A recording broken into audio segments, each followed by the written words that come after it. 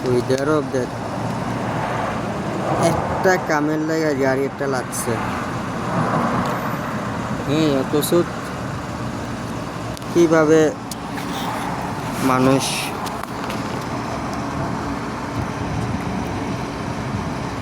লুট নিব একজন, অথচ মানুষ দাঁড়ায় রয়েছে কমসে কম ৬-৭ জন।